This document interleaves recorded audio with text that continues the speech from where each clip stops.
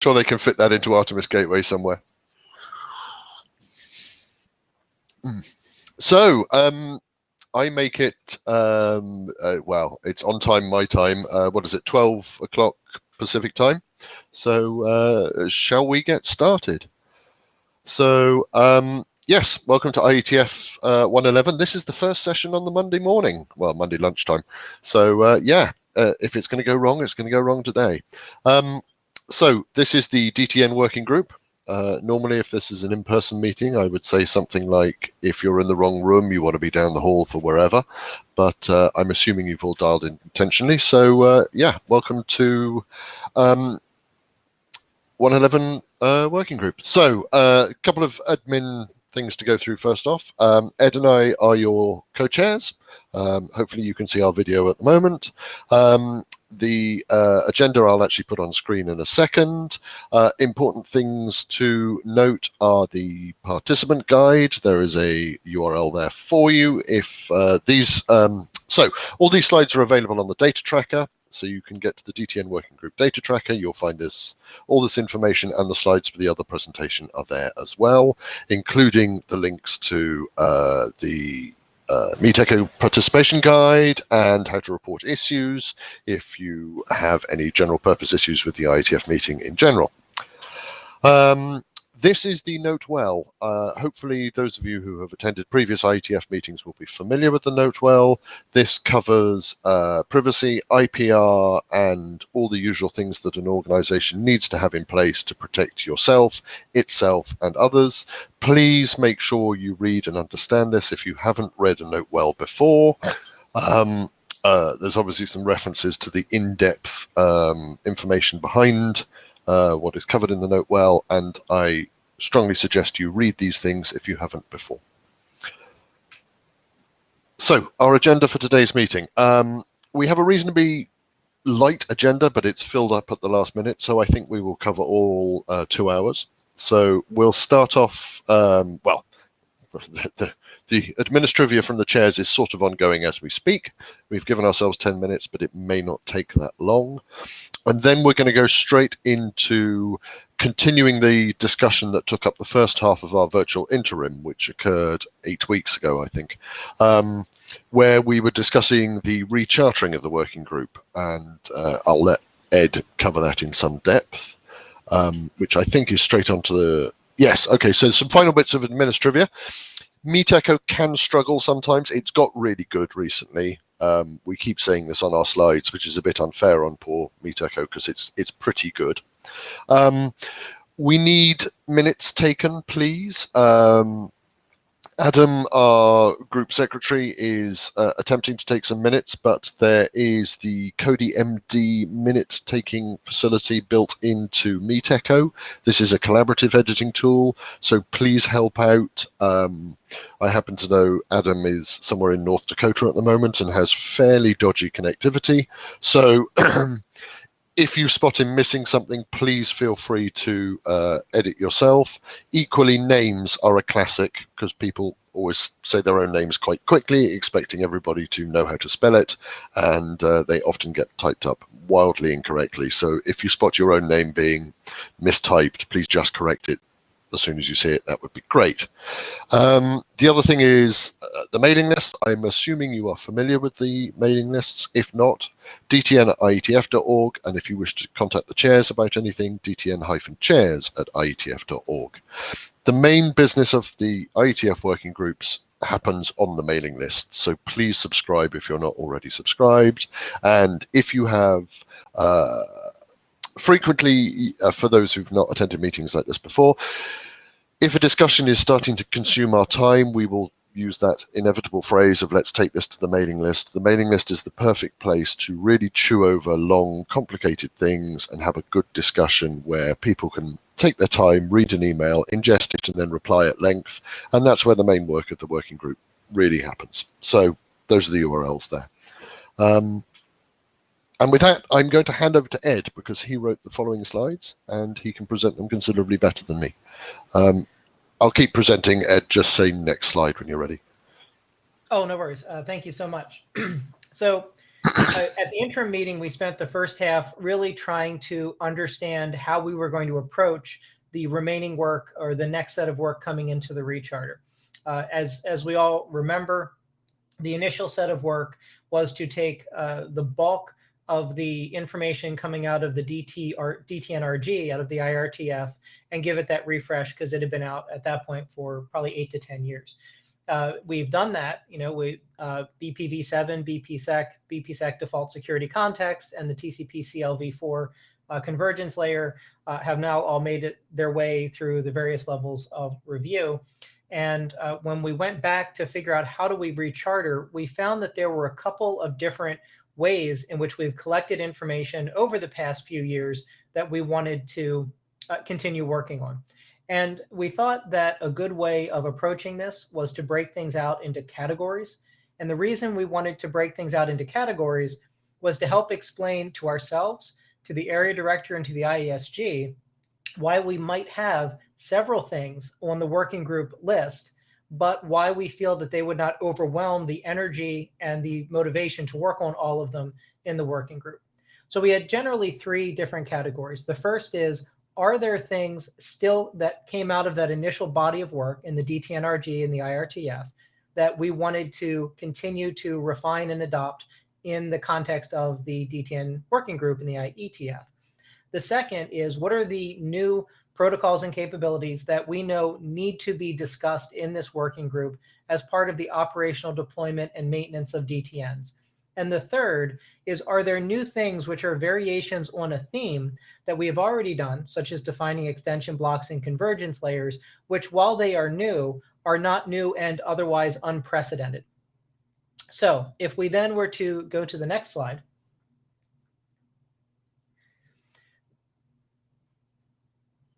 then that is exactly how we've laid things out.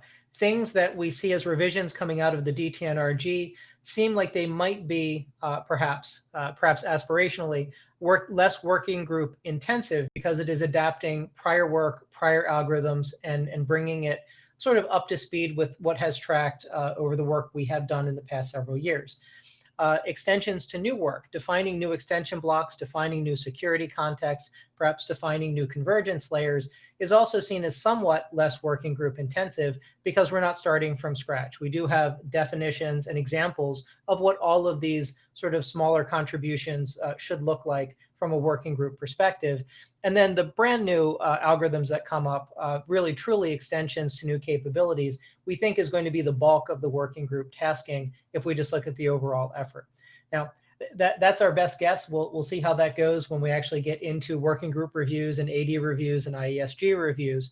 But that is how we've interpreted these initial categories. So then if we go to the next slide, we took a lot of the discussions from the mailing list and from the interim working group, and we started categorizing those work items in these different ways. Coming out of the IRTF DTNRG revisions, there was a question as to who is going to update and standardize LTP. We originally had this in our working group since the interim meeting. I believe that CCSDS might also be adopting standardizing LTP. And I think one of the things that we should make a determination on is whether we want to be working on that in parallel with CCSDS, or whether we remove this from our charter because another organization, CCSDS, would be standardizing it, and honestly may prefer and be more of a user of LTP than some of the community here. But the second is to really go back and give a review of essentially custody transfer for reliable bundle delivery. We removed that from Bundle Protocol version 6 as part of standardizing Bundle Protocol version 7. And now we do need to go back and understand how we maintain that sense of custody transfer, which is, of course, something that was bookmarked out of the information coming out of the RTF and why we listed under that category. The extensions to existing work, we have a very well thought out and far along COSI BPSec security context, which is an example of another security context.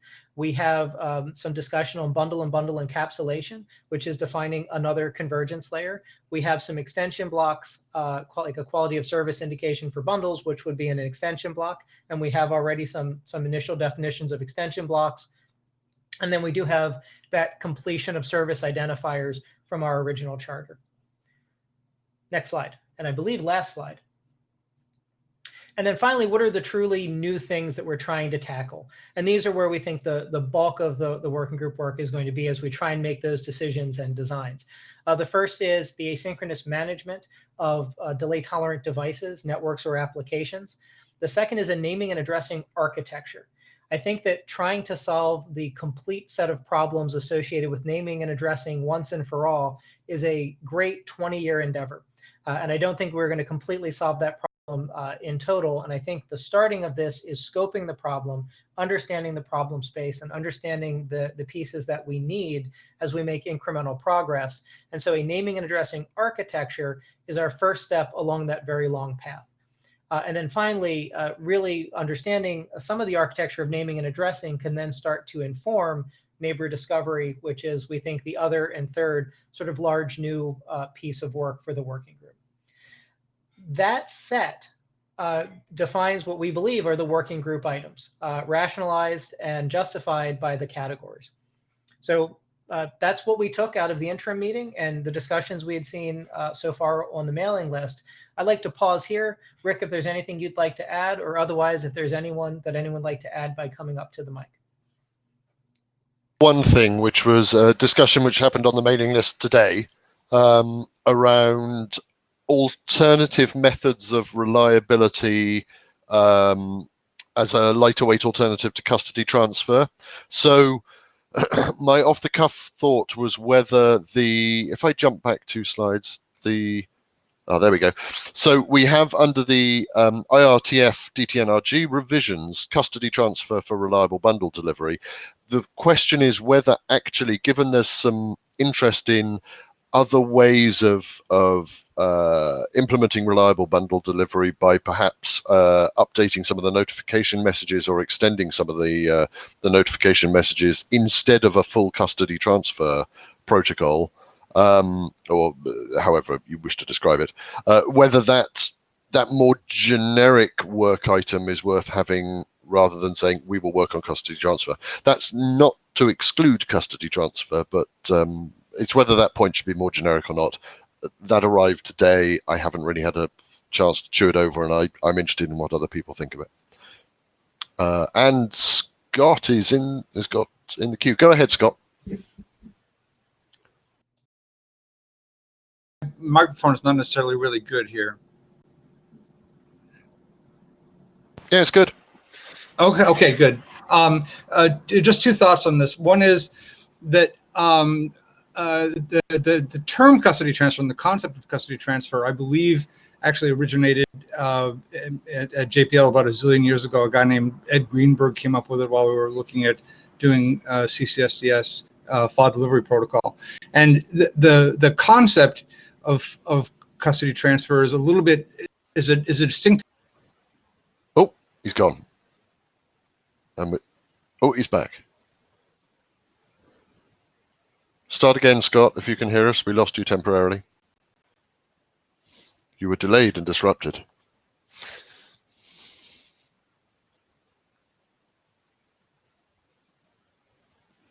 Is he going to return?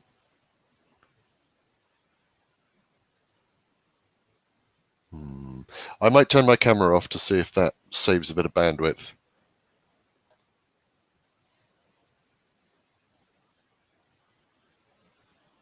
Scott, can you hear us?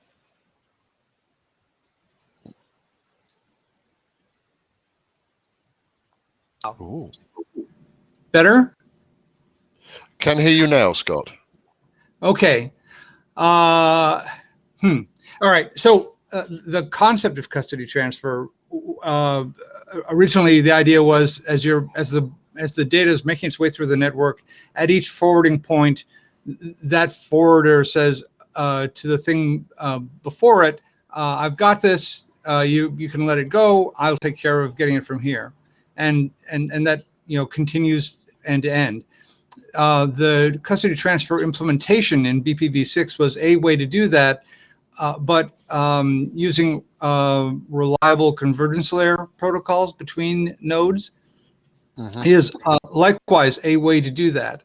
So I think that the custody transfer as designed in BPv6 was problematic and for a number of reasons, and we removed it from BPv6.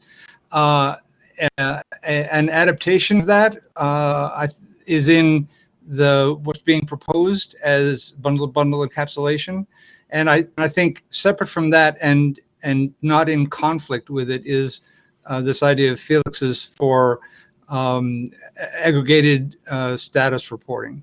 So what I would just suggest here is that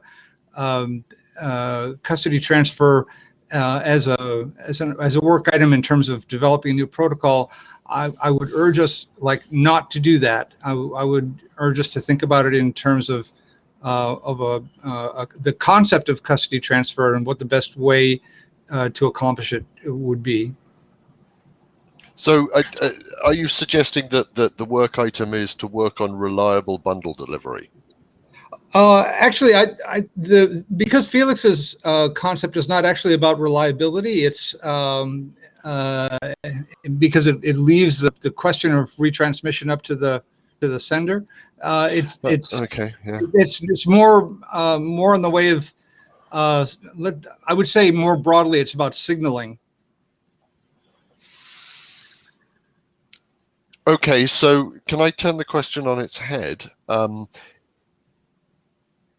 what you've just said, it sounds like you don't have any interest in revisiting the BP version 6 custody transfer mechanisms and trying to forward port them to BPv7. Am I right? Correct. Yeah, exactly. Okay. I think we made the right decision in removing it from BPv6 and essentially migrating it into bundle encapsulation. Yeah, and this is I think that's a key point here, which is it's not completely removed from the ecosystem. Some of that retransmit responsibility can be delegated into BIB-E. And other reliable convergence layer protocols such as TCP/LV4 essentially accomplish the same thing as custody transfer. That is, they I would disagree there, Scott, because a reliable convergence layer will guarantee, within some constraints, a delivery of a bundle along one hop, across one hop.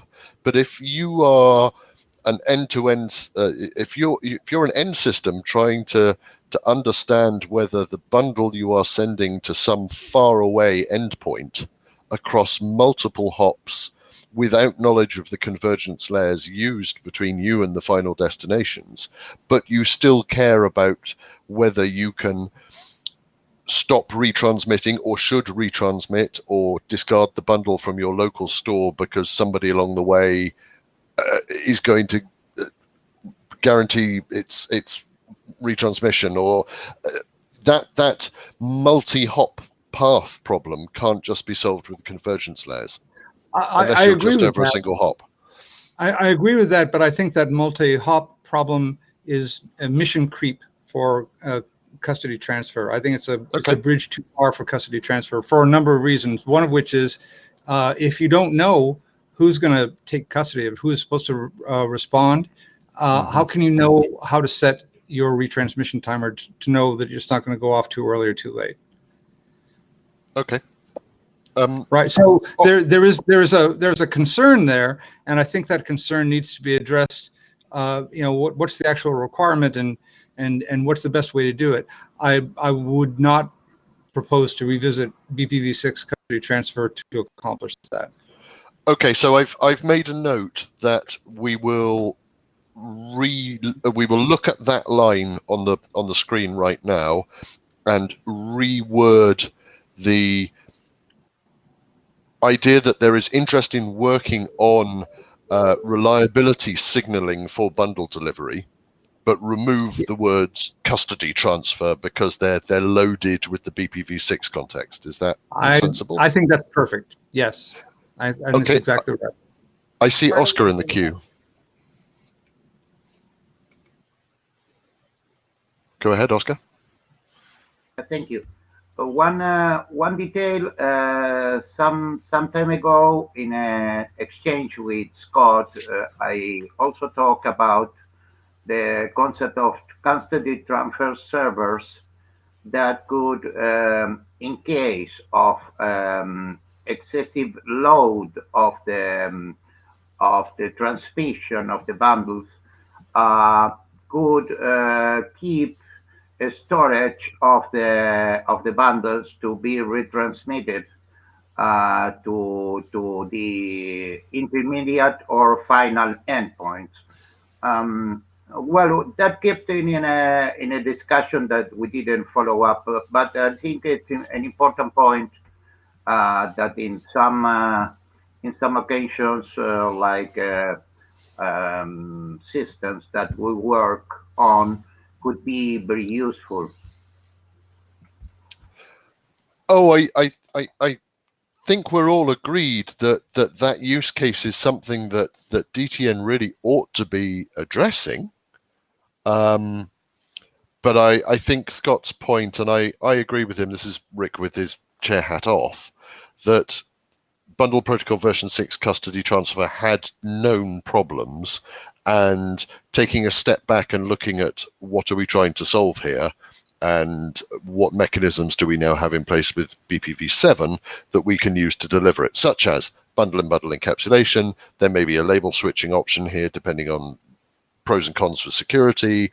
There may be just some very lightweight notification changes that need to be changed or need to be added. So I think the general topic I'm hearing an interest in. Does anyone want to jump to the mic and say, no, this is nonsense, we shouldn't be wasting time on this? Or no, we don't have the bandwidth or interest to work on this? Just, I want to hear a counter voice if there is one.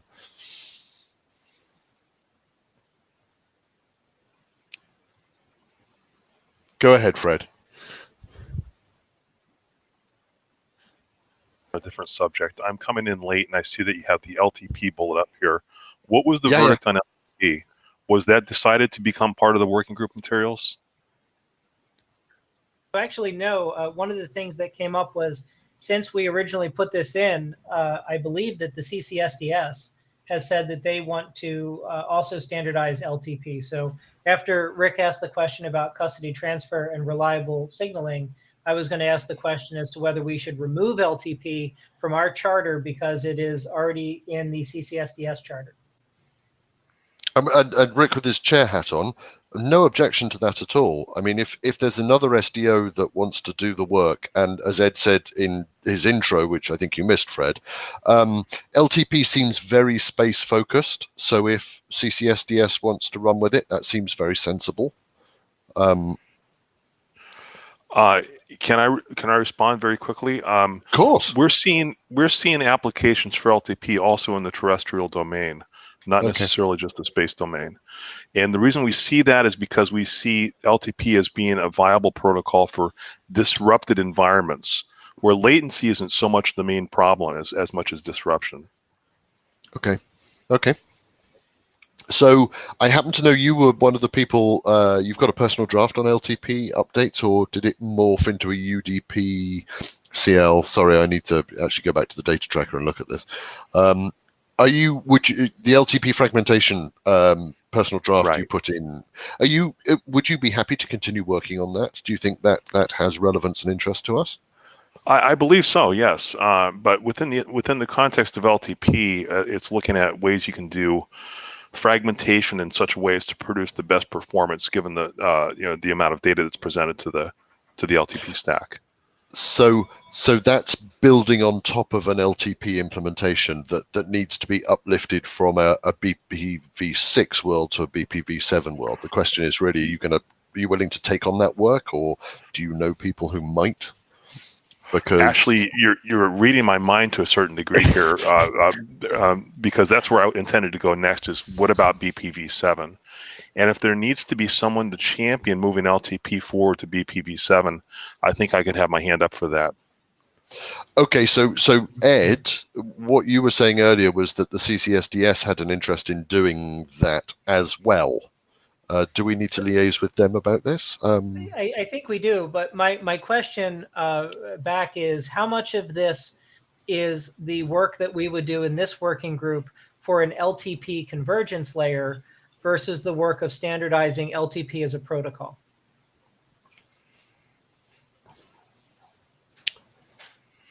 Well, perhaps that might be the way to what's the expression, to split the problem in two. There's a nice expression I've forgotten, where we sort of pass LTP to CCSDS and say, go for it, work on fragmentation for it or whatever, and we will standardize how to make a BPv7 convergence layer using LTP as an underlying protocol. Fred, you still have the mic, so if you have a comment. I would like to step back, actually, if Scott has something he'd like to say. I don't know how to step back, though. I think I have to click a button. Oh, actually, I think I did it. Yeah, okay. Go ahead, Scott. Okay. I like that idea a lot. And certainly the adaptation of using LTP to support bundle protocol in a convergence layer is something that belongs in this working group. It's certainly fine for this working group to undertake LTP standardization as well, but I think it makes it more complicated because of the need to reconcile that with what CCSDS is doing. So I would propose that the LTP protocol specification itself be left as a CCSDS work item.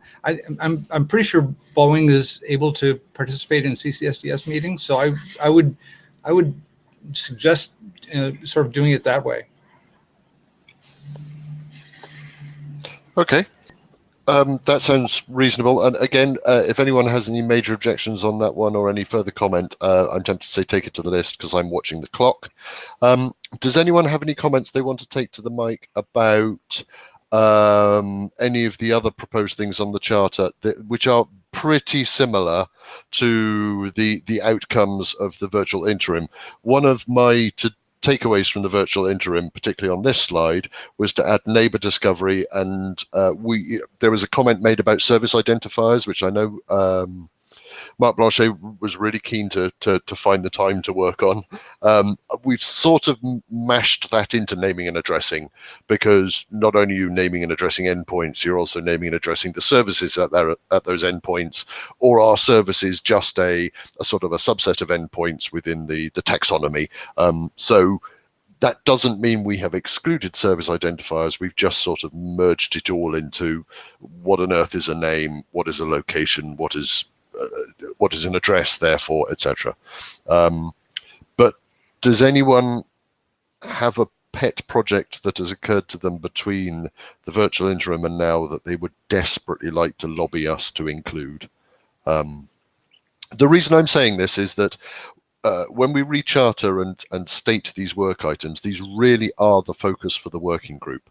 So people contributing individual drafts on other topics, they are unlikely to be adopted into the working group if they're not really work items. So we are making the commitment to work on these things at the expense of other things. I can't see the queue. I'm looking at slides. Any takers? Okay, so we have about 2 minutes left on this subject before we move to our first presentations on our agenda. Ed, do you want to add anything? No, Rick, I think you covered it quite well. It is just to reinforce the idea that as we adopt drafts within the working group, it is to adopt those drafts for things that map to the work items in this group charter.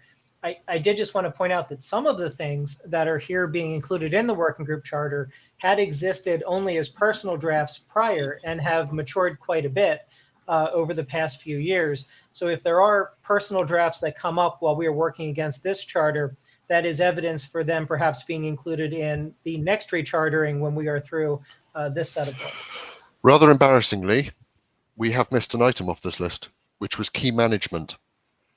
So I know Fred and Scott both had a personal draft they put in IETF 100, so some years ago now, on distributed key management. Scott, Fred, are you going to find cycles to work on this? Do you think it's something we're ready to tackle yet, or are you happy to let it pass for a bit? This is Scott. I'm very invested in that. So yeah, I will find some time to work on it if the working group chooses to take it up. I think I'd be interested in assisting you if you need some assistance on that. I think it's really interesting work if we've got the bandwidth. Very interesting. I'd be very happy to peer review. Yeah, that sounds fine to me. Yeah, absolutely. I've made a note of that, Ed. No, great catch. Yeah, you and I have been through these slides and this charter text about 17 times over the last 6 weeks, and I can't believe we missed it. Anyway, there we go. Right, so bang on time. I think we're on to our next agenda item, which obviously I'm showing a slide, so I can't. What's next on the agenda, Ed? I can't see. My screen's full of Meet Echo and other people's slides. Next on the agenda is just a 10-minute overview of where we are with the default security context update. Rick, if you're already set up for screen sharing, do you mind sharing the screen? Don't mind at all. I've got all the tabs open. Let me just find out which one it is. Asynchronous management architectures. Updates on the default security context. Yep. Yep. Perfect. Your title says something completely different, Ed, which is what has confused me. Yes, I wish to share my screen. There's so many buttons to click. Yeah, look at that. There we go. Right. We can skip over that and go to the next slide. There we go. So if we recall, we were putting together a package of documents for the standardization of BP version 7. We realized that we needed BP version 7 and a convergence layer and also a security protocol associated with it. And that 3-tuple was needed to go forward through ISG review. In the course of that review, we also were required to provide a set of default security contexts associated with BPSec to provide some initial education and description on how we thought the security concept would work. So we started these as a set of interoperability security contexts, and then we migrated them to instead being operational default security contexts. And that is what this document was meant to capture. We got up to version -07 in mid-May of this year. We received some AD comments associated with updating things such as scope flags and clarifying how we would be handling authentication tags using the AES and GCM. We then, just a few weeks later, generated a -08 draft in early June that was submitted to IESG review, and we received several comments back again. And then we produced a -09 and then shortly thereafter a -10, which at that point captured all of the discusses associated with the default security context. Where we are right now coming out of IESG review is we have 2 yeses, 10 no objections, and 2 no record of opinion. So that is enough ballot positions to pass. And I just yesterday put forward a -11, which incorporated the last bit of non-required editorial comments for the default security context. At this point, the claim is that -11 is now ready to go forward. We made a decision that we did not think that the changes that were made to this document were of significant technical change, normative change, to require another working group last call. The vast majority of changes were editorial in nature, to include adding CDDL definitions and adding test vectors and so on to just help implementers. So if we go to the next slide, we can start parsing out what some of those changes are over the next 3 slides. The first is really there was just a couple of editorial changes. We had to fix some typos in bit values in our use of terms for CBOR types. We wanted to make sure that we were using the correct and most up-to-date references for some of the Cypher suites. There's a preference that IETF, a minor preference that IETF cite IETF documents if they cover the same material, so we updated those. And then we helped point back into BPv7 and BPSec in the citations just to help a reader unfamiliar with the overall ecosystem know where to look if they wanted more information. Next slide. Then there were a couple of normative changes that were made, and 3 of them essentially. The first is that in the default security context, concept, we allow the ability for either the message authentication code, the MAC that's generated with the HMAC SHA security context, or the authentication tag generated with the ciphertext and additional authenticated data, to be to specify whether you cryptographically bind those activities with other elements of a bundle. So for example, you could include a primary block with the plain text over which you calculate an integrity signature. Or you could include the primary block with other additional authenticated data when you generate an authentication tag in AES GCM. Similarly, we allowed optionally to include the various elements of the target block header as opposed to simply the target block type specific data, and the same for the security block header as well. In all of that, the comment that came back from the security area review, and they are correct, is that in order for this to be more secure, we needed to actually include the value of the flags in the plain text or in the authentication data itself. And there were certainly reasons for that that were compelling. And so now that set of data includes the 2 bytes, the 16 bits associated with those flags. So that was a normative change in how we constructed that overall set of plain text that we are signing or additional authentication data when we are encrypting. The second normative comment that came out was requiring us to be more specific in how we would choose to transport encrypted keys or encrypted key material. And we selected by negotiating and working with the various area directors, in particular the security area director, the use of AES key wrap as defined in RFC 5649 to say this is how we will be encrypting keys when we carry encrypted session keys. And then the last is there was a request, and we saw that it was a reasonable request, that the authentication tag, certain cipher suites in AES GCM will produce ciphertext and authentication tags as separate elements in the API. And the question became, some conventions require or prefer to place the authentication tag, either prepend or prepend it to the ciphertext, and have that combination of ciphertext and authentication tag replace the target block's block type specific data field. Alternatively, some constructs is to treat those 2 pieces of data differently and have the ciphertext replace the target block plain text, but then keep the authentication tag as an independent security result carried in the BCB itself. What we determined was that to make various reviewers so happy with this, the authentication tag security result is made optional. If the security result is present in the BCB for that target, then that security result holds the authentication tag. If, however, that security result is not present in the BCB, then the authentication tag is merged together with the ciphertext as part of the group of information that has replaced the block type specific data in the target block. We thought that all of these were relatively small changes, although they were normative changes. And I don't think that there was much sort of discussion around that we should not be doing them. Next slide. And then there were a fair number of informative changes.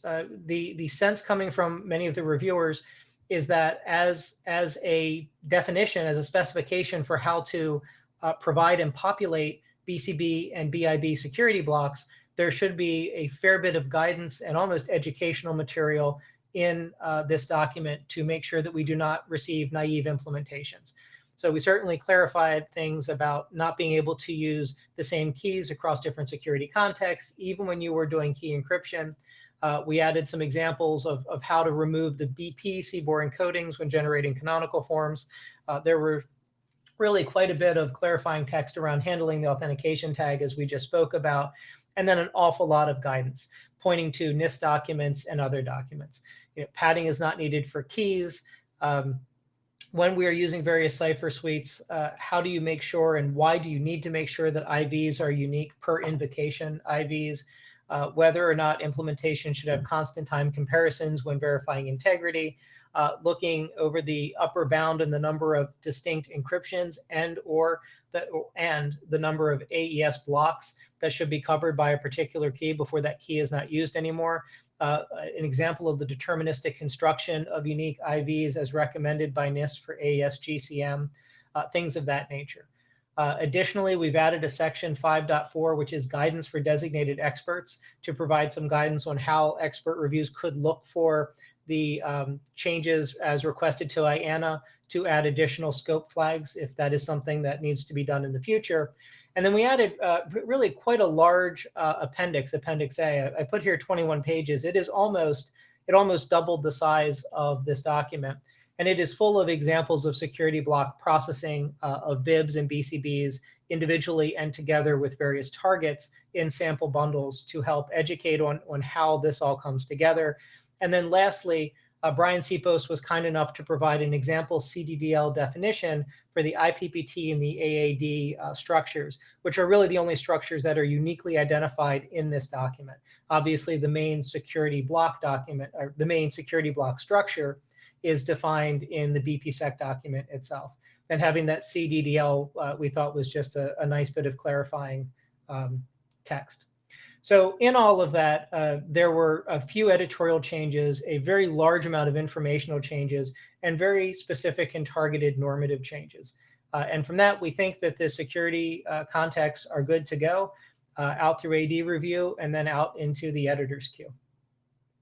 So with that, let me just pause and see if there are any additional questions, comments, or observations about that. I see Zahed is in line. Hello, I hope you can hear me. Yes, loud and clear. Great. Sorry for being late. I was having some issue, and this was like login problem, but at least I'm here. So first of all, I just joined the queue just to say, the work done on the ISG review process by you, especially you, Ed, and other authors, was tremendously appreciated by the rest of my colleagues in ISG, and it has been these responses and how the comments have been appreciated. So thanks for doing a very good work. I promise to go through all the changes during this week, and hopefully after this week we'll go ahead. Can I add a big thank you to all the ISG reviewers who really did drill into what is quite a tough document to work at. Yes. If you don't have a security background, and if you're coming cold to the whole of DTN, this is a tough one. I have a question, Ed. The CDDL has some real advantage here. There's no CDDL in BPSec, is there? And we're a bit late for that, aren't we? There is currently not. I would actually say that I think that there will eventually be a version of CDDL that allows for unadorned CBOR sequences, and I would rather publish at some point a more normative CDDL across BPv7, BPSec, and some of the security contexts at a time when we have better representations of those unadorned sequences.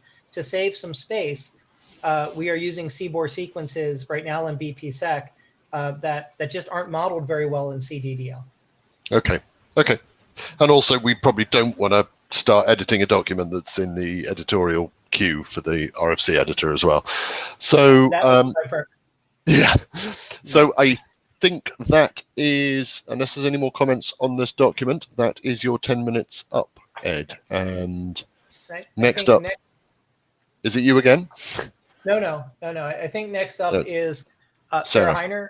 So the last thing I'll say on that is it was a tremendous amount of work getting these documents done. Alex White and Sarah Heiner helped me with that as well. So as you read through those 21 pages of test vectors, understand that Sarah was one of the people that was going through all of that and making sure it was done well and done correctly. So don't thank me, thank Sarah and Alex.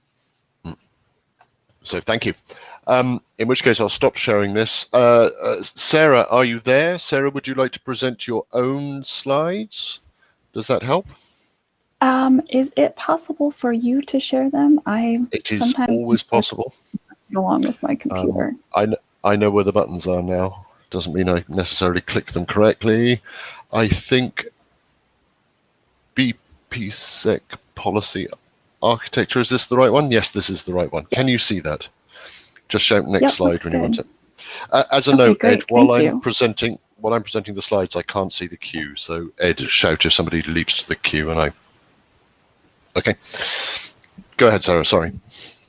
So hi, everyone. My name is Sarah Heiner, and I work at the Johns Hopkins Applied Physics Lab, where my focus is DTN security. And I've spoken to you in the past about the need for security policy for BPSec, and today I want to take that topic a bit further and present a potential architecture for that security policy. So I've added a couple discussion points to this presentation, which I think we will take offline to the mailing list, but feel free to jump in at any point if you have questions or comments for me. So as we've gotten BPSec out the door, I think that one of the next steps here is developing security policy to start building that user base for BPSec. So with the security policy architecture that I'm presenting today, a user has the ability to take full advantage of the features and capabilities that are included with BPSec. But then they also have the ability to configure and tailor security to operate in the way that their specific mission or project requires. Next slide, please. So with that quick motivation, I'm going to try to cover several pieces of the proposed security policy architecture, starting with design principles for that architecture, and then moving into a data model that we developed at APL for the policy, and then move into supporting details for that data model. Next slide, please. So we'll start with those design principles. We know that security policy has to support both syntactic and semantic interoperability. So we need the ability to represent security policy in the bundle in a way that can be understood by all nodes that are processing that bundle. But we also need to implement consistent and deterministic behavior as a result of the application of policy. Our policy design is also accounting for the need to operate in this resource-constrained environment and is applied with block-level granularity, since BPSec affords us that same level of specificity.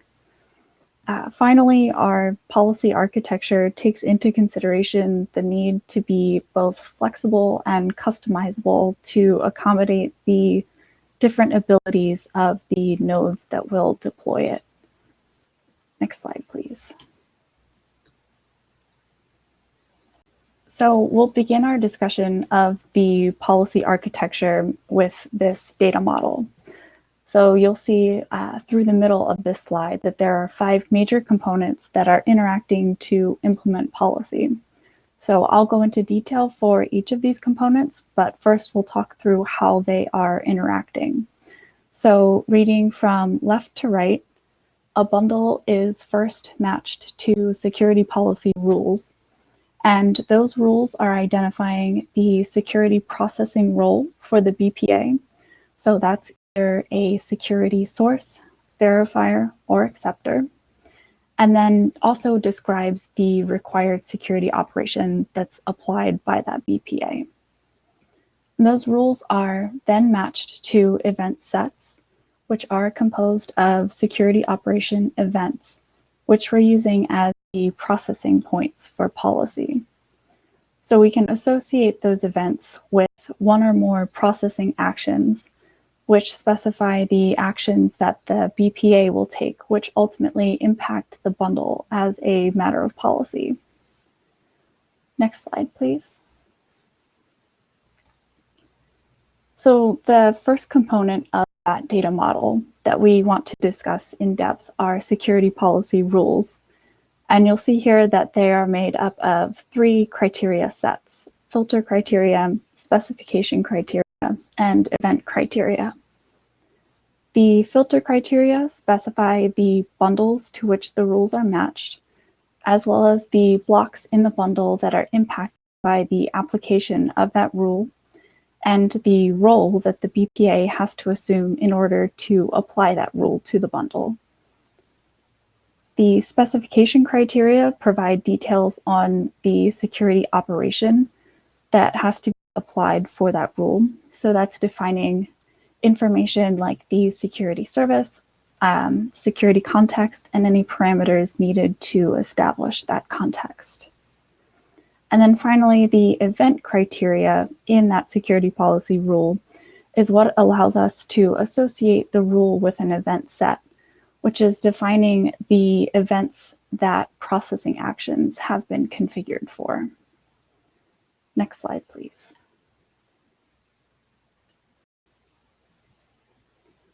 So this is quite an eye chart. So some of the statements that I'm going to make here, you just have to take my word for. But we use the events in the security operation lifecycle as the processing points for policy.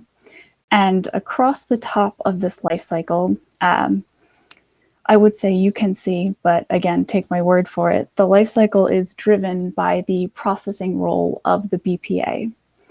And our claim is that this lifecycle is finite and unchanging. It's capturing all the success and failure events that could occur during security processing, with failure events including the identification of a missing, misconfigured, or corrupted security operation. So using these 13 events, we can configure reactions to the occurrence of them using security policy. Next slide, please.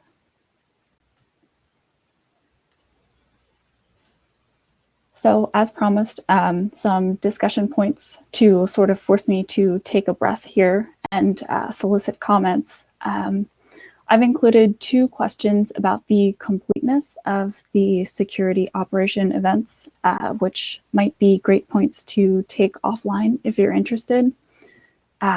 First being, are the security failures that I have listed captured sufficiently? So is there a security failure that does not fall into the category of a security operation being classified as missing, misconfigured, or corrupted? And then on the other hand, are there events in the successful path that need to be included? Right now, the way that we identify success events is the identification of 2 different events at the processing node. So there is the identification of the BPA role. So those would be events 1, source for security operation, 4, verifier, and 9, acceptor for security operation. And then a second event occurs to show the success at that node. So the security operation is added at the source. That's number 2 in this list. The security operation is verified or it's processed at its acceptor. So the question here is that level of granularity in those events sufficient to identify the role and then acknowledge the fact that the security processing has been successful at that node? I see someone in the queue. Oscar, go ahead.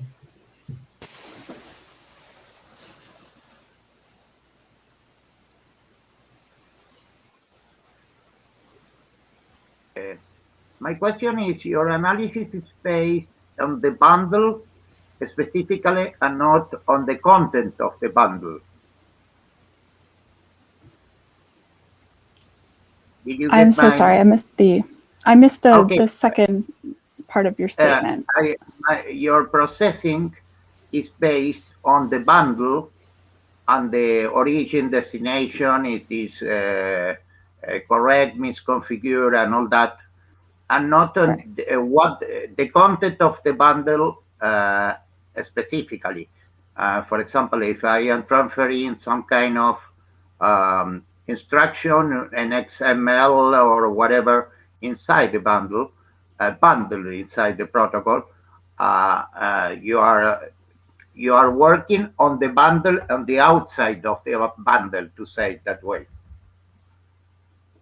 So there is some processing of the bundle contents, the representation of the security operation within the bundle would be the security block. So we get as far as identifying that security block is missing, or its intended security target block is missing. To say that it's misconfigured, we could have a parameter that was specified incorrectly, whether it's traveling within the bundle or if it's specified by policy at the processing node. So there's an inspection of the bundle contents that contributes to the life cycle. Okay, but so I agree bundle, that so the bundle could have some kind of checksum or something like that that could be identified. Let me ask you about my concern specifically. I've been working in medical records for many years, and I've been working. I have more than 1 million analysis clinical tests transmitted.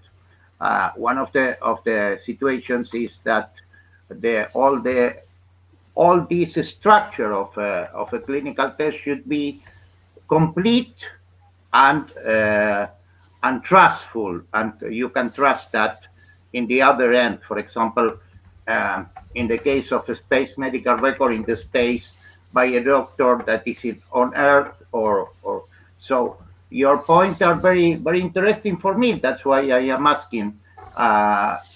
So what is the level of so Oscar, yeah. Can I clarify? So Yeah. I think what Sarah is doing with this work is, so a bundle contains payload and metadata. So this policy framework is addressing the metadata contained in a bundle to verify that the transport characteristics, the security characteristics of that bundle are correct, but it's not examining the payload content. That is for an upper layer process. That was my question at first. That was my question from the beginning. So we are talking about the structure of the bundle, specifically. Not the payload. Yeah. Not the payload, perfectly. Now, okay. Thank you. Okay. No problem. Carry on, Sarah. Okay, great. So if there are other comments having to do with the completeness of the life cycle, feel free to take it to the mailing list, and I would love to hear any other comments that anyone has. But moving on to the next slide. So I've just presented 13 different events. Obviously, there are many configuration options for security policy. So to simplify that configuration and to give it the strength of supporting some sort of default security policy configurations, our security policy architecture includes the concept of an event set, which can hold multiple security operation events and the processing actions that are associated. So by naming an event set, we can reference it by multiple policy rules, and we are supporting a generalized response to security events by naming and reusing these event sets. Next slide, please. So the final component of this data model is processing actions, which are used to perform the actual response to those security operation events. So we can classify processing actions as falling under one of three categories: block manipulation, bundle manipulation, and data generation. And these processing actions are required, optional, or prohibited for different security events. So on the next slide, this is another chart that might be a bit difficult to parse, but what I want to call out here is the abundance of optional processing actions. So in the leftmost column, the 13 security operation events are enumerated down the side, and the processing actions are in the row across the top. And these blank boxes show a prohibited processing action. The letter R is for a required processing action, and the O's are for optional processing actions. And at each O, that's a point at which we can configure security policy. We can enable or disable that particular processing action for that event. Next slide, please. I see Rick is in the queue. Oh, I'm sorry, go ahead. Sorry, it was a very quick clarifying question. You said on the previous slide, and because I have control, I can jump back. Bundle manipulation and block manipulation. Can you just clarify what you mean by that? As a manipulation of the processing of a discard the bundle, discard, ignore the block, or actually editing the bundle in flight? Sorry, question. Yes, so perfect question. If you go forward, I guess 2 slides, that's exactly what we will talk about. That's fine. I shall wait for the answer then. That's fine. Okay, perfect. So just beyond that, that large chart are the definition of bundle manipulation processing actions. So when we are applying a bundle manipulation processing action, we are either modifying bundle transmission or the contents of the bundle itself. So for bundle transmission, this would be the failure of bundle forwarding. So you are ending bundle transmission at the processing node. And then to modify the bundle contents, this would be the retention or removal of blocks within that bundle. So we can remove the security operation, which is represented as a security block. We can remove its target. We can retain that security operation within the bundle, and then we can also remove all of the security targets operations. Does that get us closer to an answer?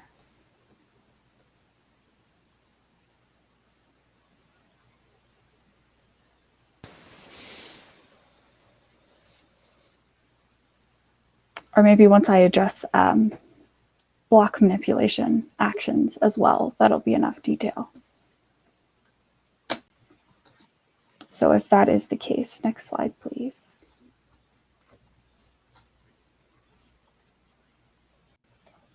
So with block manipulation actions, we are changing the contents or the processing of blocks themselves. So we can do that by modifying or temporarily overriding the block processing control flags, which can impact block replication, status reporting, and the preservation of the bundle or the block that we are changing that for. So currently we're supporting the ability to override the security target blocks, block processing control flags, or the security block representing that security operation. Next slide, please.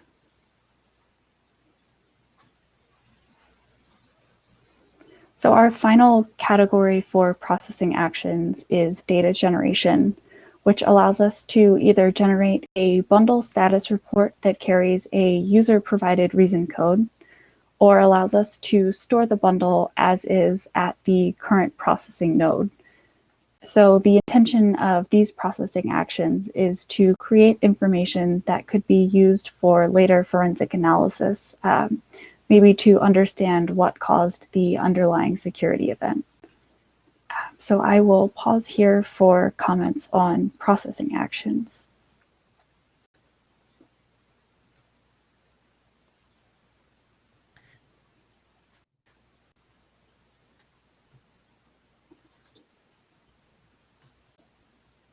And if there aren't any, I'll move on to the final 2 slides here. So this architecture was a lot to ask you to wrap your head around in 20 minutes. So I want to highlight the initial implementation of this proposed architecture in ION. APL added this initial implementation to the ION 402 release. So I'd encourage anyone who's interested in getting a feel for this security policy architecture to download the latest version of ION to give that a try.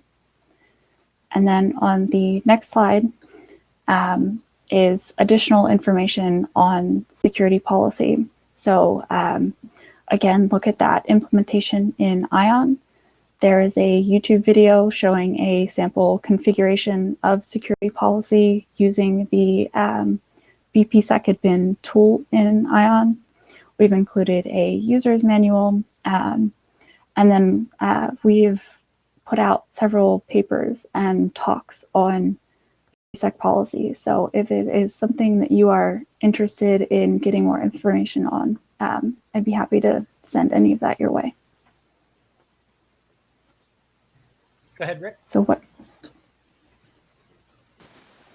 I should pause a second for my audio to kick in. Thank you, Sarah. This is fascinating. And yes, you did answer my questions earlier, so thank you. Okay, great. I have a question about whether the policy is in band or out of band. I think from what I understand with the way you've structured this, you're looking at policy is configured on security enforcing nodes out of band. So pre-configured or administratively configured through some other channel. Have you considered if the policy that should be applied to a bundle can be attached to the bundle itself?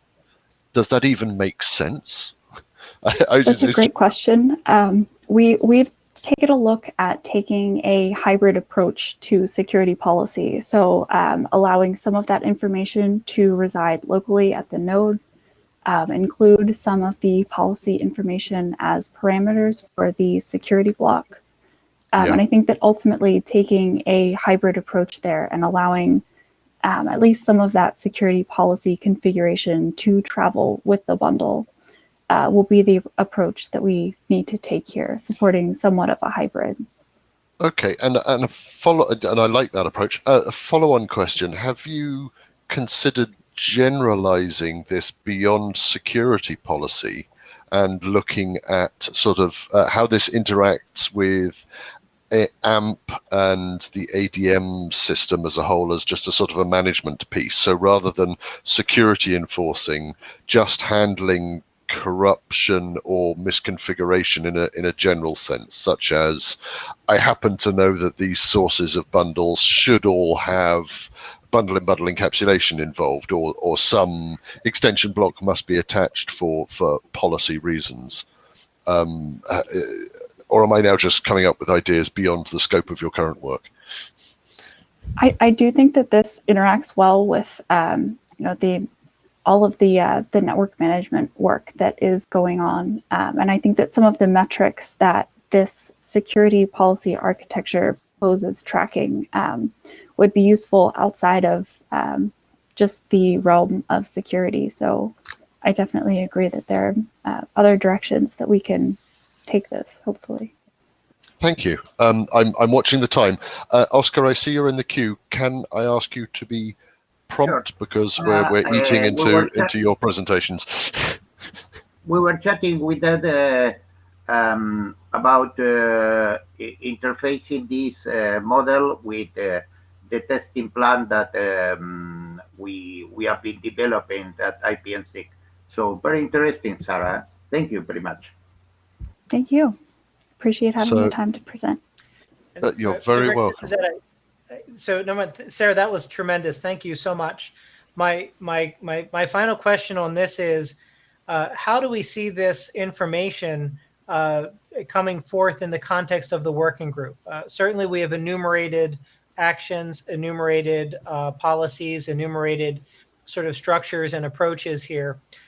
Do we see this as an informational RFC? Do we see this as a normative RFC? Do we think that it can be generalized enough that it is the foundation for implementations that can be separate and have their own take on these? I would just ask Rick for you, or just the working group in general.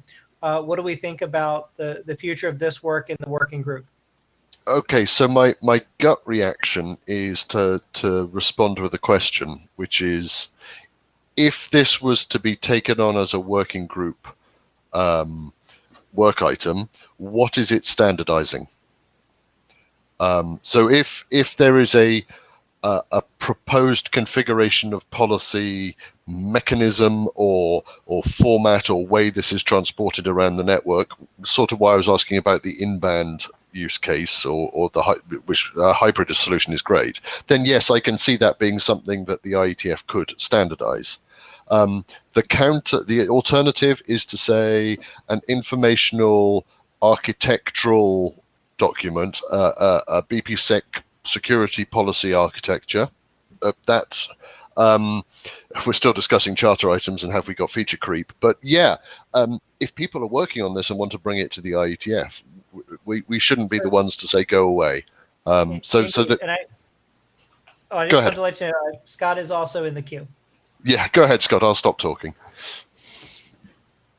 To say that I have the same feeling that if there were an element of this that required a specification of protocol that needed to be tested in between interoperable implementations, then doing a protocol specification would be a straightforward way to capture this.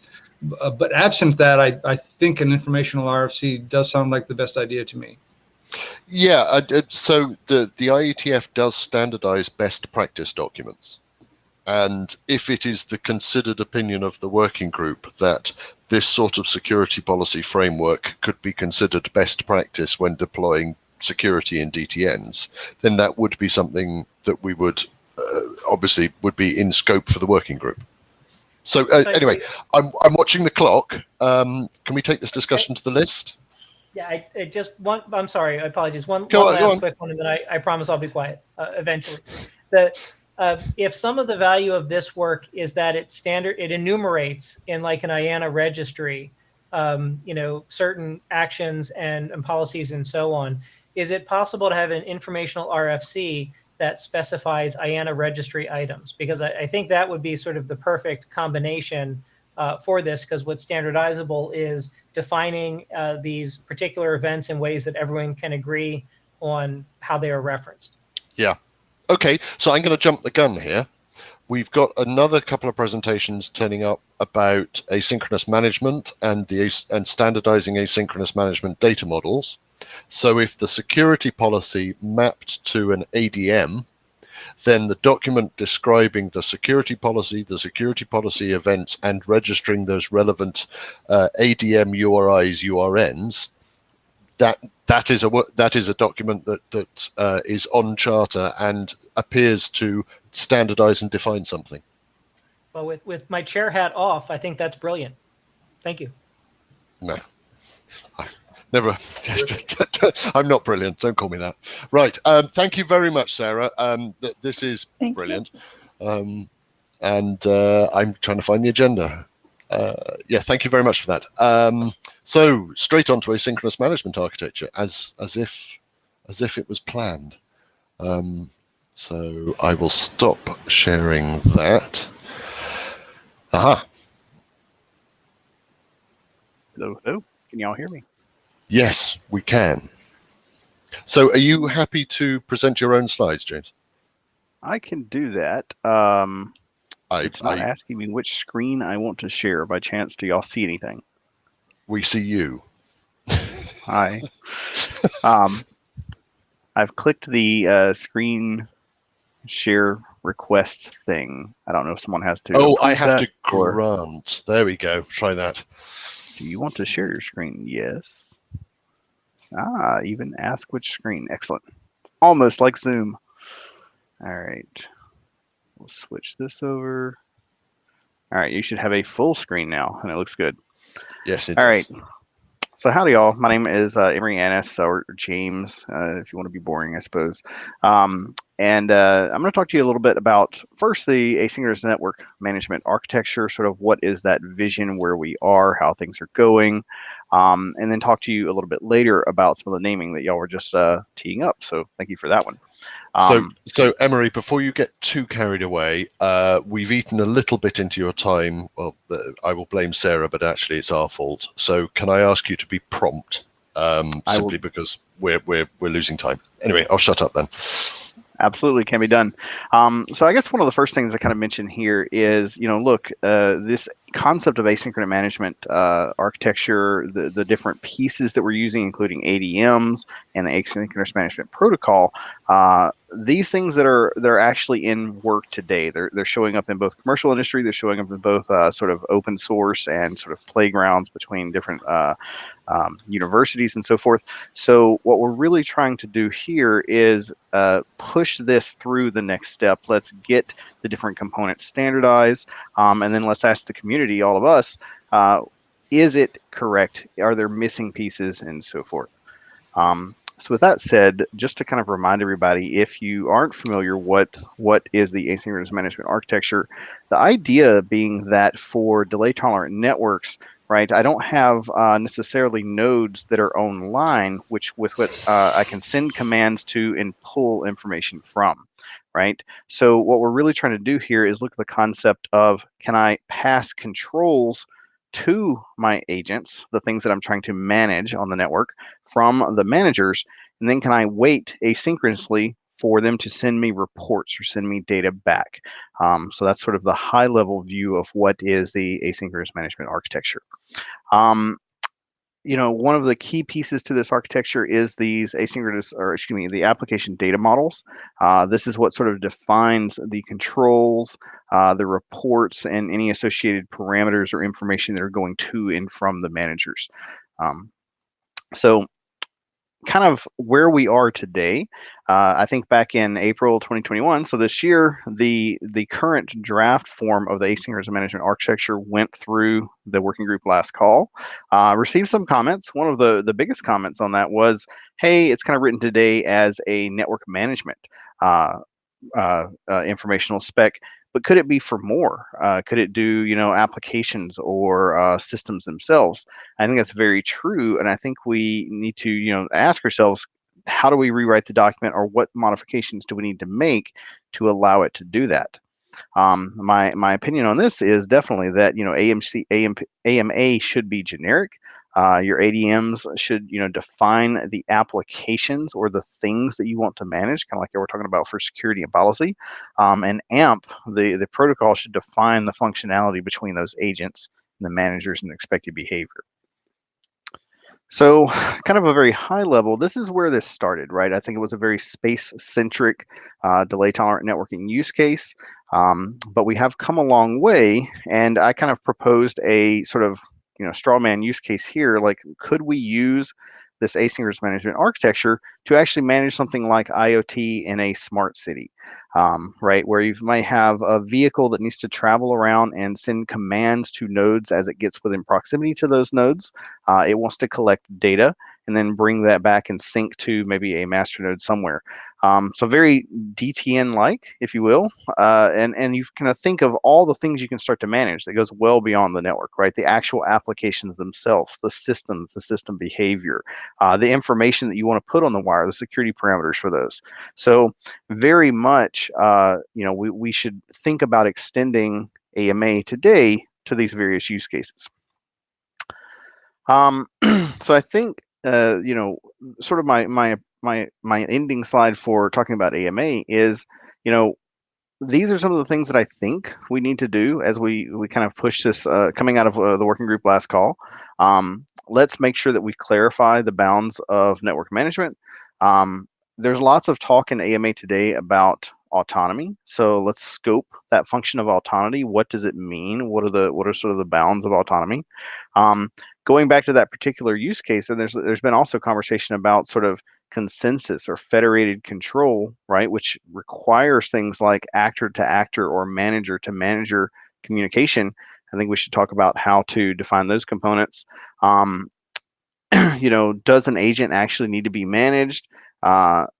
Let's clarify the scope of those application data models that fit within the AMA and make sure that's very clear and so forth. So those are some of my thoughts coming out of here. Let me open it up to the room and answer questions. I think Rick Taylor is in the queue. Pretty quickly. This sounds a little bit to me like you want to reopen the AMA document, take it out of working group last call and revisit it to say this is more than network management. This is, as is in the title, asynchronous management architecture. It's about managing things, not necessarily performing network management. Very true. Well, let me, this is, yeah, go ahead, Ed. Just Ed. So I think that was the one comment that came out from the mailing list in reference to the working group last call, is that the vast majority of the AMA document as it exists now does not focus on network management, but generally application management, with the idea that the application being managed is an application responsible for configuring and controlling the network. And that if there are a couple of places where you simply remove the word network, then that is a relatively small change, at least to the structure of the AMA, and isn't more of a larger change to the structure in the data model. Understood. Okay, I'm going to preempt what I think Zahed's question is going to be. And the answer is yes, we have been around all the netmod and netconf and future network NMRG within the IETF, trying to attract them with this work. And we have failed to garner any interest. So it is still resident in DTN, because this is the working group where we care about disruption and delay in transmission, and an end-to-end round trip in order to take actions on your devices is not something we expect to exist. But otherwise, go ahead, Zahed. I probably preempted the wrong question.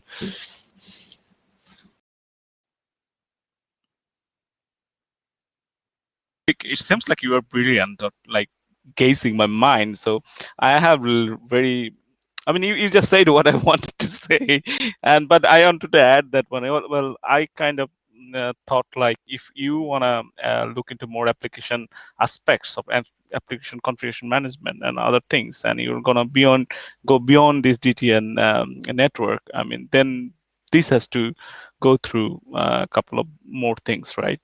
So I mean, that's one thing that we should be thinking here.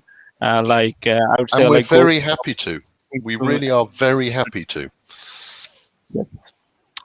Yeah. So my thinking is like, well, if it is going beyond DTN, then definitely we need to think about where visit the routes again and ping other people. Because if you go IoT, if you want to address the IoT use cases and think to do RG, get some comments from them or something like that. So if you really want to do that, this has to go a couple of places again. So, well, agreed. I think when we say outside of DTN, the question there is, what we mean is trying to understand how applications are behaving across a DTN. And that still seems to be sort of a very niche focus. And the thought was that other areas would provide review as requested, similar to the security review for a security protocol internal to DTN. But as Rick said, when we've talked to others about any of this kind of management, it is just so different from the problems that they have because they're not operating in this environment, that they felt that they would feel more comfortable providing review after the fact. That I can understand, but if you in this document try to open up this more general asynchronous management for IoT, say like if you want to address the IoT network and you define IoT, I mean the definition of IoT can vary, right? So I mean then we need to really cross-check like whether we are doing the same thing. Is there any other solution that can fit here, or we're providing something else? If it is DTN, I completely agree with your comments, Ed. Like this is about a network is quite different from others and has a value of its own. So that's what I'm just pointing here. I'm pretty sure you guys are well aware of what's going on other places. Yes. Understood, but understood. So I'll go back to my original question about working group last call.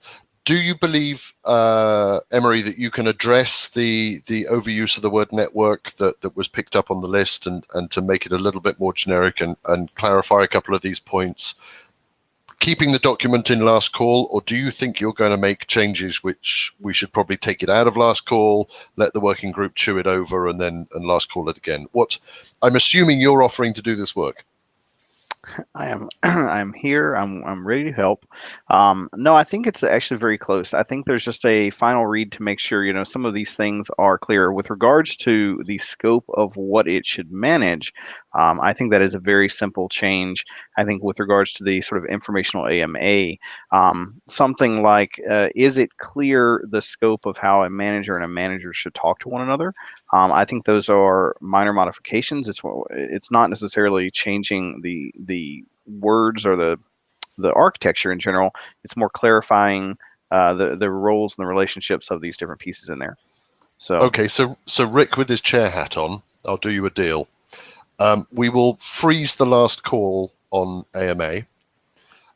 You do your revisions, and we will reopen the last call, and we'll make it nice and long, so that people can give it a good chew over, just to make sure that they agree that you haven't made enormous normative changes to the. I know it's an informational document, so there's not really normative text, but we'll let other people double check that you haven't radically rewritten it at the last minute of last call. So yeah, no, thank you for offering to do the work. I don't mean to be strict about this, but we have to be a little bit careful about process. But thank you for volunteering to get this through, because this is last of our current charter items that we need to get done. So, conscious of time, I think you're doing the next presentation as well. So I think you're eating into it. Am I right? Possibly. Let me see. This is the one right here. If I share URI URNs was what I have. Yep, naming of asynchronous management models, okay. Which is exactly ARI, URIs, ARIs. So, kind of to set the stage for this one up front. You've heard about policy. You heard me just talk about AMA and so forth. You heard me say that these are being operationalized. One of the key pieces, one of the critical pieces to really, you know, making this work in that operational context is the ability to address those objects in the network, being able to address and, you know, the parameters within the network, being able to sort of have an idea for how, like I just mentioned, there's many different ADMs that might apply to each agent. So it's very important that we have a scheme that I can use to address those different pieces. So talk about that. These slides are a bit long, so I'm going to roll through a few of these pretty quick. Then we can kind of get to the discussion at the end. Can always talk offline for either stuff in here or just in general, how should we do this? So kind of as a high level, some of the things we didn't mention so far, you know, network management in IETF is currently documented in 3 ways, right? There's the AMA, you just heard about that. That's sort of the aspirational, why we need to do this. There's the asynchronous management model, application data models. These are the ADMs that actually define how do I manage a sensor versus a network versus you know, the actual maybe structure of VPv7 or something like that. The actual sort of not the encoding, the format and the different objects and object types within that. And there's actually the sort of AMP encoding today. What's interesting is the naming and addressing for these different objects is actually defined in 2 of these 3 today. So I think one of the big pieces and the point for this discussion is maybe we need to extract that and create a separate RFC specific to how we should address these different components. Here's just a high-level picture kind of showing that, right? Your AMA at the top, your ADMs and AMPs sort of supporting the AMA and sort of a set of ADMs that already exist today. One of the things that I wanted to say here is kind of setting the stage for why this is definitely important. If you look at some of these agents, so here's spacecraft, maybe even ground stations are agents, they're going to sort of subscribe to multiple ADMs each. right? So no single ADM is going to be applied to a single agent. There's probably many depending on the complexity of that agent. Some of the content of the ADM as defined today, so there's very specific set object types. So, you know, your literals, operators, controls, the variables formed from those, macros, reports, and your different rules that you want to apply to it. Kind of coming back to the concept of DTN, one of the big pieces here is I can't, you know, send long strings of data, right? I should be able to reference very clearly a piece within the ADM and the most, you know, the shortest way possible to reference that I want to change this variable on this particular agent. So I need a way to name that and address it. So kind of speaking up front, it's actually stated in the specs, you know, every object needs to be uniquely identifiable. And by the way, we recommend that you use the ARI, which is actually kind of a formation following the URI schema to name those. And the ARI is written in the spec today, says it's composed of three things: namespaces, objects names, and parameters. Namespaces, the most formal one being moderated namespaces, this is essentially following your ADMs. So the content that says manage this BP agent, manage the security on this BP agent, a very structured, standardized set of content being your moderated ADMs. But there's others, right? So there's informal. This might be your vendor or mission specific configuration, right? How would I reference those as part of my DTN environment, as well as anonymous namespaces. For your moderated namespaces, I kind of took a snapshot of a few of the objects within the current ADM agent draft that's out there. You can see here's that ARI formatted with those three things: your namespace, your object name, and your parameter. Here in the metadata of that ADM, it explains, okay, here's your namespace. So this is what that would look like. Here is a, you know, EDD on that. So now I could look at the object and the name. And here's a control, which is parameterized with, in fact, additional ARIs, so a set of ARIs. So this kind of speaks to the challenge and why we need to very clearly name those, right? So instead of, so I need a way to reference those so I can pass those in. And even further, one step further, the currently AMP protocol specifies that I need nicknames for those. So again, instead of sending you this crazy long stream of an ARI, which is comprised of a collection of ARIs, could I not use enumerated nicknames that describe the same thing? So here I took this ARI AMP agent control and so forth, and I kind of shortened it to just numbers according to sort of what's been offered in the specs today. So both of the specs, they don't say how it should be done, but they say that it should be done, that we should actually have a registry for each of these. So I think the question for this conversation is, all right, I think we should create a new RFC for these. We need to represent both the namespaces as well as the nicknames for each of these. And maybe it looks like something like this. Maybe you've got, kind of going back to that picture of, backwards.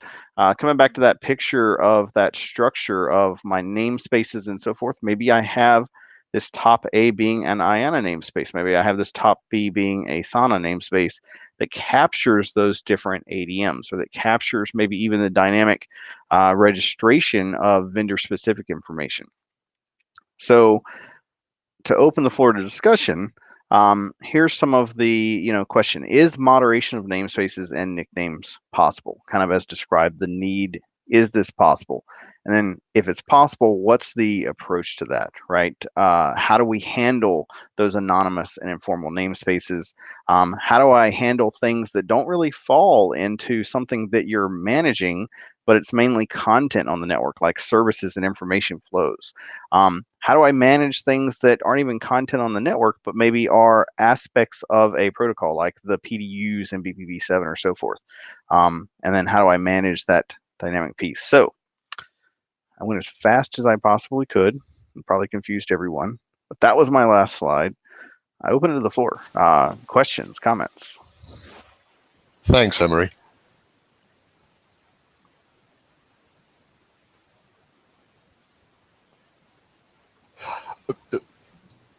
So I'll jump in and ask sort of the simple question of, if we wanted to register a URI schema, is the idea then that we would produce a small draft that says this is how the naming would go, approve that, and then put a schema against it?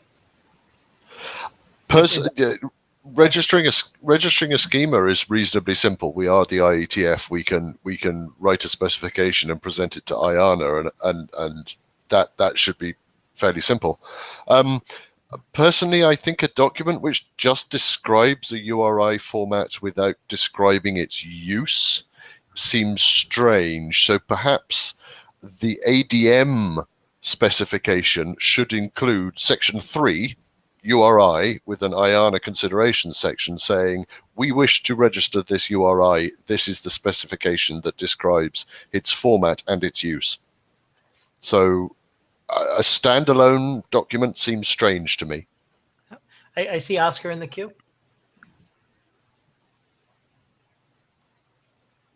This schema registry has been thought about that. Can you repeat the question?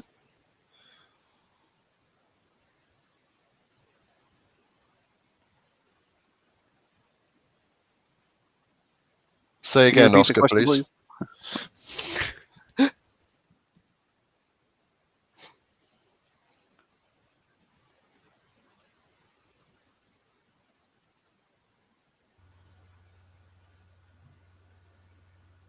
Maybe we take this one to the mailing list. Yeah, I'm watching the clock. Oscar, you're eating into your own presentation time. So yes, this is an interesting discussion to take to the list. I will need to do some background reading on URIs and URNs again, and also look at how the Yang NetMod NetConf guys also approach this problem, because they have names for the various parts of Yang data models that are uniquely identifiable. And I need to read up on that, because there may be some answers in there. But thank you very much, Emery. That, again, was deep content. So, running slowly out of time, next up we have the IPN-SIG pilot working group, who wish to just update us on what they have been doing in terms of compliance testing and other things. Go ahead, Oscar.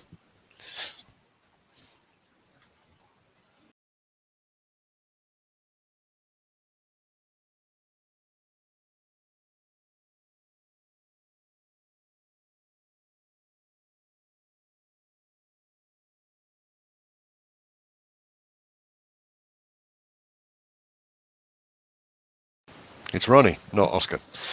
Yes, Ronnie, and Oscar here. Are you? Can you see my screen? Yes, we can. You have a bit of feedback, Oscar. Okay. Oh, it's better now. Better? Okay. Well, my name is Oscar Garcia. I am the group lead of the IPN-SIG Pilot Projects Working Group. Let me see if I can make this somewhat bigger. Well, we've been working with the working group in several topics during this time. The last time that you were updated was by Alberto Montilla. So we are going to move forward in several topics that we've been working. Helping me is Dr. Ronnie Bull of Utica College, that is a group member and has been a member of this working group of DTN for a long time. Let's see if this works. Well, we have been working in several issues in the last times, and we have been working now in a DTN testing plan. The background of that, we started on September, last September 24, in conversation with Vinton Cerf and Scott about testing DTN, and we developed some testing and design a model to determining endpoints in an Earth environment, and tested bundle transfer between cloud servers with the ION software, with the utilities PPING and PPEcho. The concept then evolved to the development of a tool that could be integrated and simple to use in end-user environments. On November 27 last year, we made the first DTN communication between cloud servers between Amazon Web Services and Google Cloud by Dr. Larissa Suzuki, myself, and with the help of Vinton Cerf. And we launched the pilot project working group this year on February 1st. We started writing the DTN-BP cloud connectivity testing and network reliability and stability plan. With contributions of Vint, Cerf, Alberto Montilla, Scott Burley, Lick Togerson, Samo Grasic, and Ronnie Bull, well, in several countries around the world.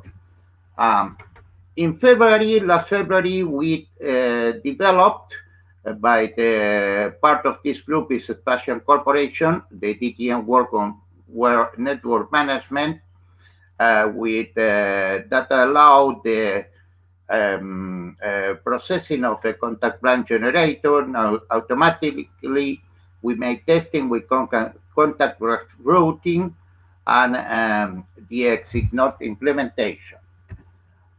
We also, in our group, the group of Sweden that is working in the Arctic, make interoperability test between LoRa DTN.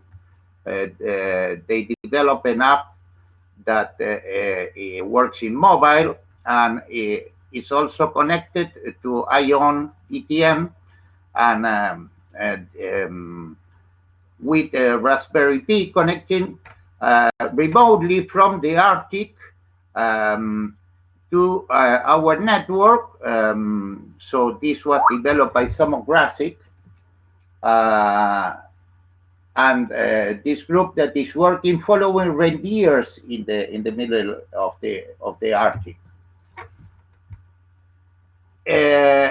Last May, also a project of the IP&SIG group was with the European Space Agency. Testing was made with a satellite that is the OPSAT that was controlled by DTN, with interoperability with ION and the implementation of the D3TN DTN implementation.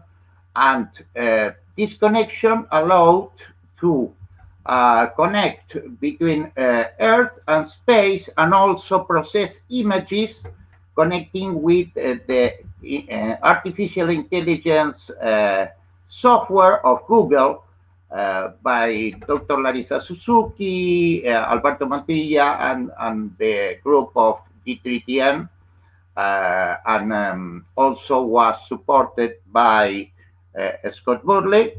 So we have been working quite a lot in the last month,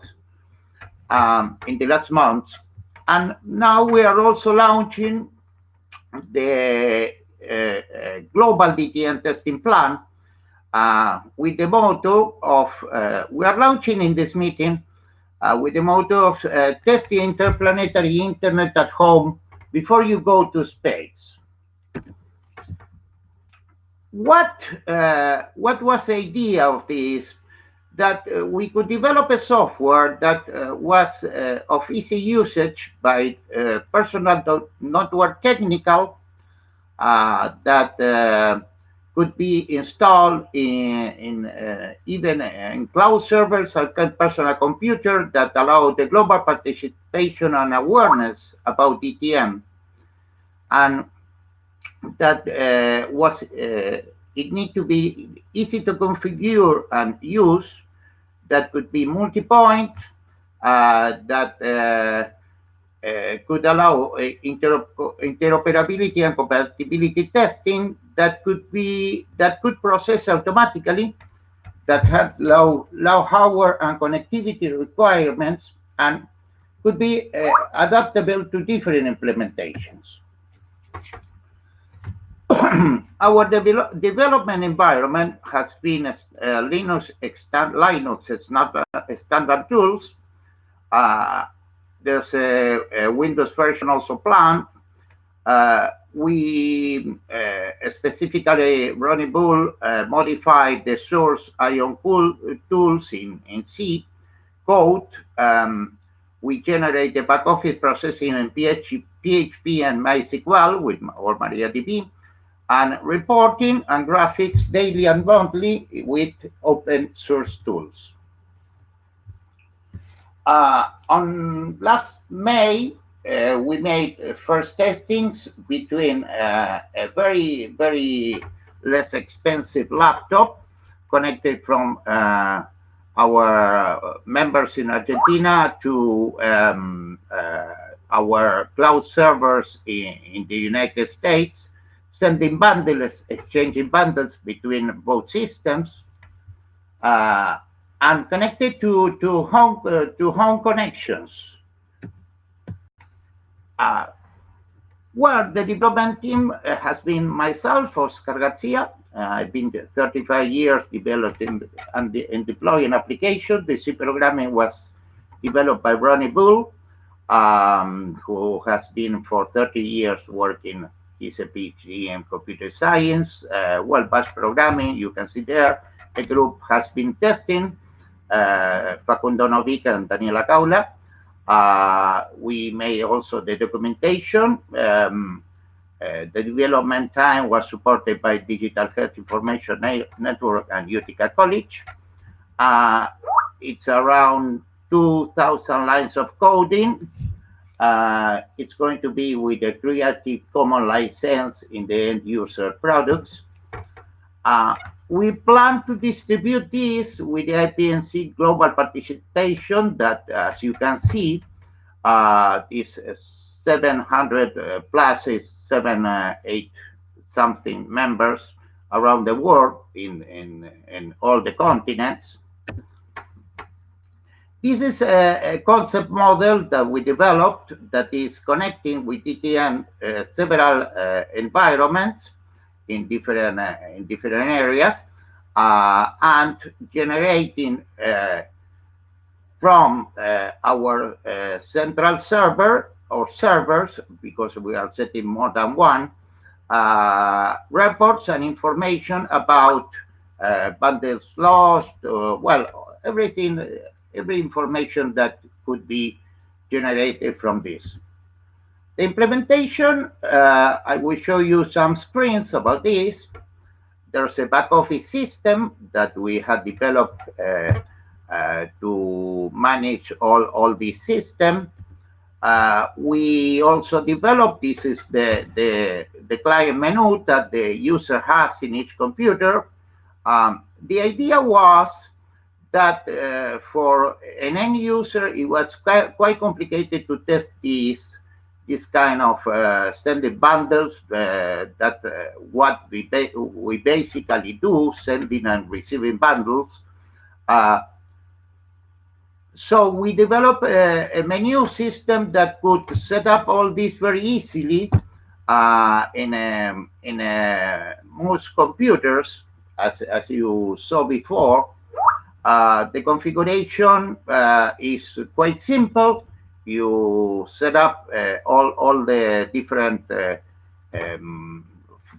are not so much parameters that need to be updated, and then the system starts working.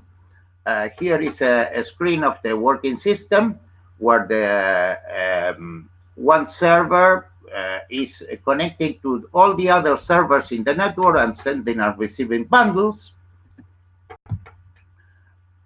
All the results are stored in very simple files in each computer and then uploaded to a central server. And from this uploading, we generate the information, and all this process can be set up in the cron tab.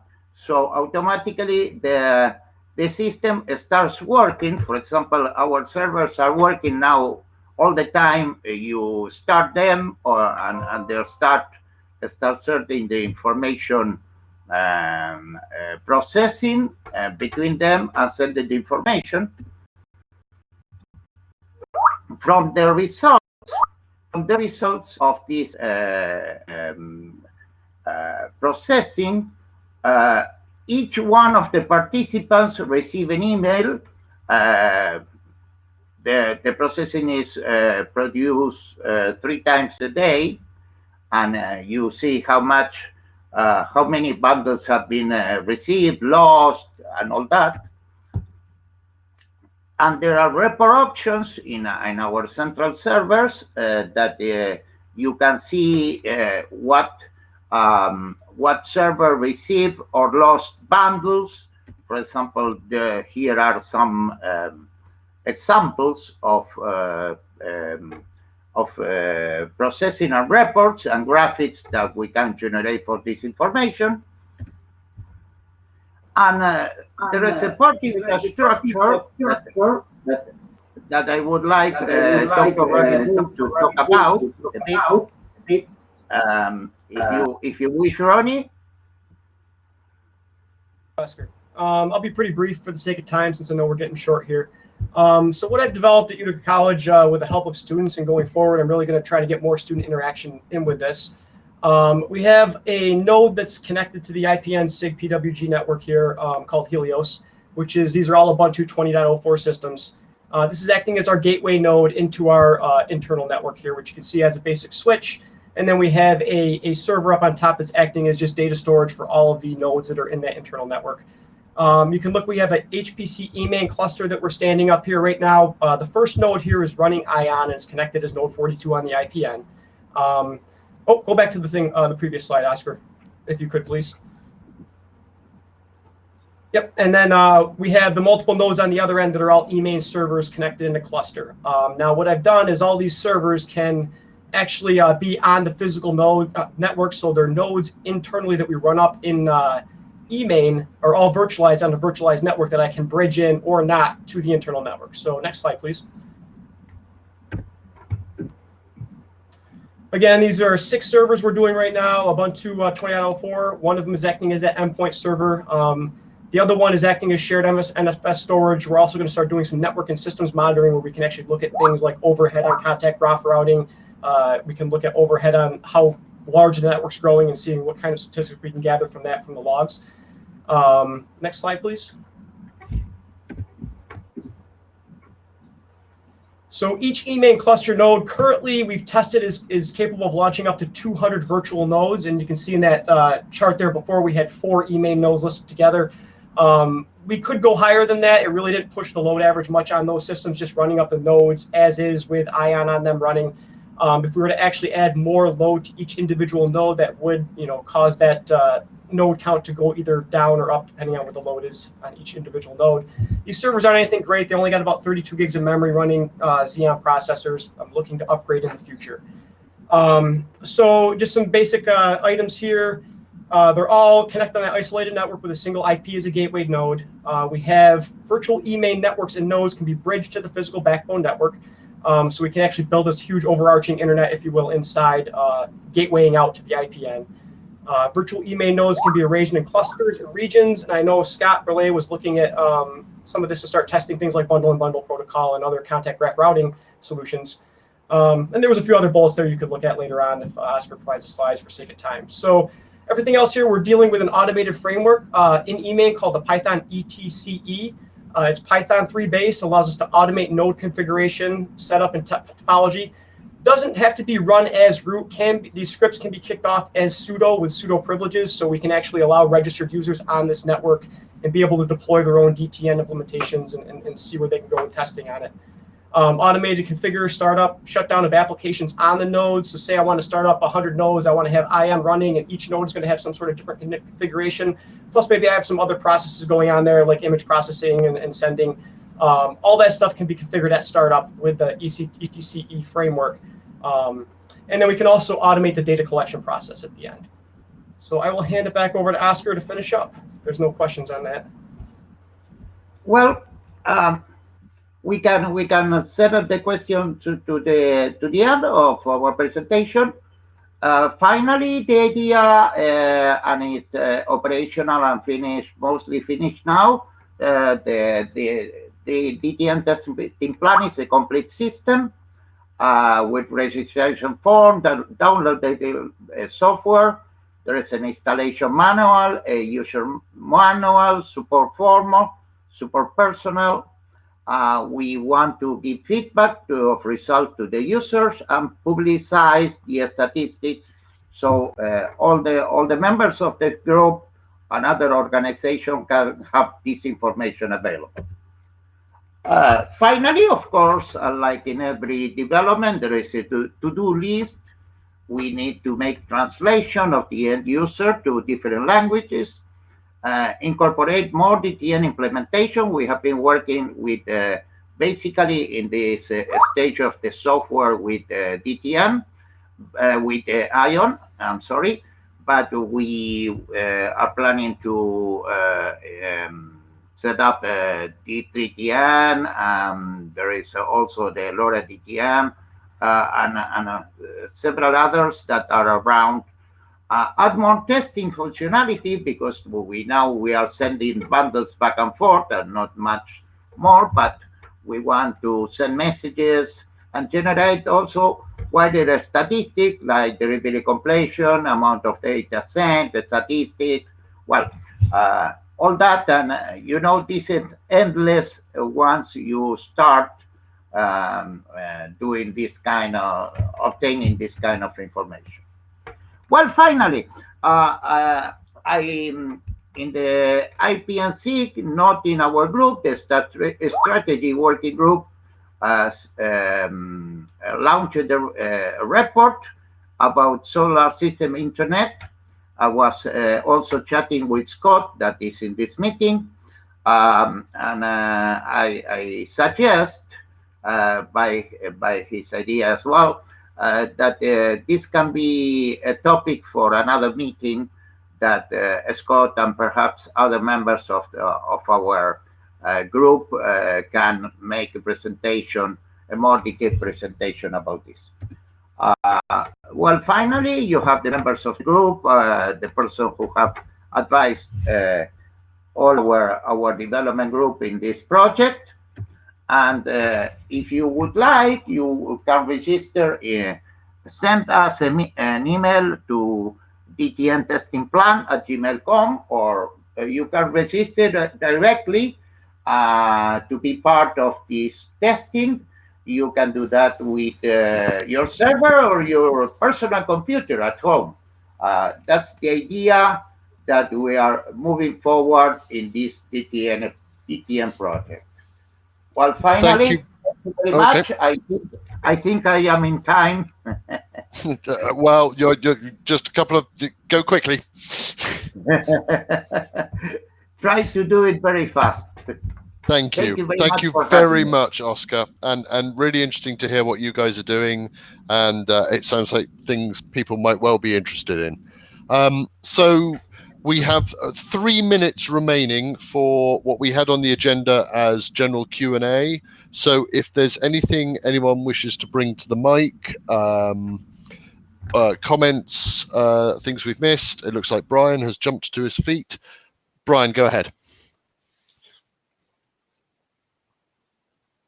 Okay, I have a really quick status update on the ACME validation document. It only this past week has passed through the AD review, and two major points that came up that I'll get into on the working group mailing list in detail are related to URI naming of the DTN scheme, and the issue with the administrative record type identifiers and the IANA registry that is probably going to have to be worked out in detail, the exact way to handle it. The AD is not really comfortable with an experimental document updating a standards track document. That's fair enough. Yeah. Do you want to raise it on the list, and we'll try and chew it over? Yeah. Sorry, we're so short on time. With the agenda always looks empty, and then suddenly we find we're running out of time. The other thing I will quickly raise with my personal hat on, I've noticed in the next session today, there's a group called Webpack who are looking at bundling HTTP requests together and sending them to a server. So I suggest people poke their nose in. It's session 2 today, so in half an hour's time. I have only just spotted them. I don't know what they're doing, but they might be looking for a transport protocol that understands how to move bundles around. So that could be of interest. Ed, do you have anything you wish to add? Because I think we're pretty much done. Nope, I think we're done. Thank you, everybody, for coming, and thank you to all of our presenters for making this such a great meeting. Yes, thank you very much. I think really, really interesting topics from all sorts of people. Let's get this charter done. Ed and I will work with Zahed to just get it signed off and sealed, and then we can charge ahead with it. And thank you all for attending. Well, I had one other great thought, but it obviously wasn't that relevant. Yeah, thank you very much. I think we're done. So I'll see you at the next one, or speak to you on the list. Thank you very much.